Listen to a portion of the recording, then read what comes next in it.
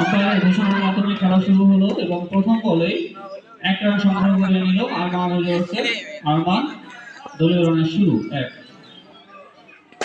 দ্বিতীয় বলে মেহেদী এবং একটি দুর্দান্ত শটের মাধ্যমে তার নিজের রানের কথা তুলে ফেলল 4 রান। দলীয় রান 5। প্রথম ওভারে খেলা চলছে।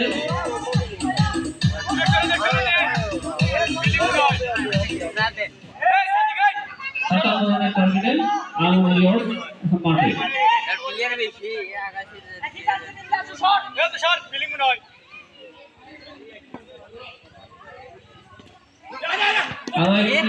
শর্ট